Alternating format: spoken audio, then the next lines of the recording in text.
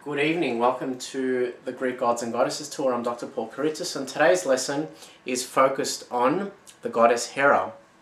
Hera is the Olympian goddess of women and feminine sovereignty, as well as the sanctity of marriage. Her epithets are Krea, which means she of the heights, Vasilia, queen, and Delia, which is goddess of marriage, definitely attest to such. Together with Zeus, Poseidon, Hestia, and Pluton, or Hades, she comprises one of the many children of Cronus, or Father Time, and Rhea, the Earth Mother.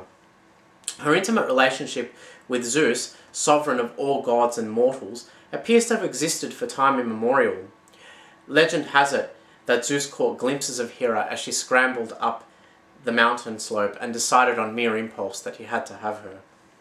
The goddess wouldn't allow any god anywhere near her, so to trick her, he morphed into a cuckoo and immediately instigated a torrential downpour. Seemingly apprehensive and sullen, the divine bird proceeded to fly through the rain and land, as if by chance, on Hera's knee. Seeing the form of the trembling bird evoked the goddess's empathy, who sought to remedy its anxiety by blanketing it with a corner of her dress. The sign of acceptance was Zeus's cue to revert back to his usual form, and before long the two were enmeshed in an unruly embrace. For a long time, Hera had nurtured countless reservations about making love with the free-spirited Zeus, but his pledge of allegiance and proposed marriage soothed her fears of abandon, at least enough to yield to his ravenous sexual appetite. Hera's subsequent marriage to him yields additional titles and privileges, the most significant being her official recognition as the mother and queen of gods and mortals. Golden-throned Hera, among immortals the queen, chief among them in beauty, the glorious lady, all the blessed in high Olympus revel, honour ever as Zeus, the lord of the thunder. In all, the classical poets are barely, if ever, sympathetic to her plight. She is frequently made out as a malevolent, unevolved woman who acted out in bitter enmity and cruelty towards those she felt had wronged her. Furthermore, she had the memory of an African elephant. A past misdemeanour or insult was never under rug swept or forgotten. Her invectives became even more ruthless and calculating when it came to the human subjects and progeny of Zeus's erotic escapades. Her hatred of her stepson Hercules, the spawn of Zeus and Alcmene, was profound and unrelenting. When he was still an infant, she conjured two serpents and sent them to his crib in hope that they might strangle him to death. Interestingly though, it was the snakes that drew the short straw, because Hercules ended up strangling them.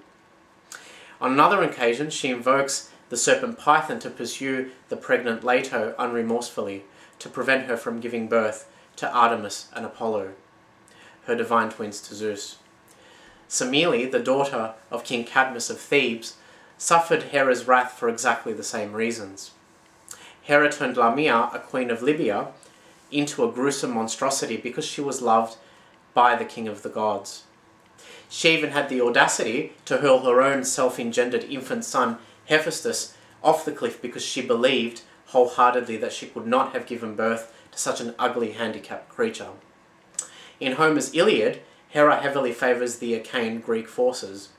The motivation behind her anti-Trojan sentiments is discernible if one peruses the wedding of King Peleus to the nymph Thetis, where the Trojan prince Paris eventually awards the golden apple, a symbol of fairest beauty, to a goddess whose bribe was far more interesting than hers. For Hera, having to submit to a mortal judgment was a painstaking affair, but being demoted by a mere mortal was sacrilege, a violation of her self-worth. As a result, she did everything in her power to bring about the fall of Troy. Sacred to the mother of gods and mortals was the cow, the pomegranate, and the peacock. In the classical Hellenistic period, she was often depicted being drawn across the sky in a peacock-drawn chariot. Her Roman equivalent is Juno. And that concludes today's lesson. I will see you next time for the lesson on Hermes.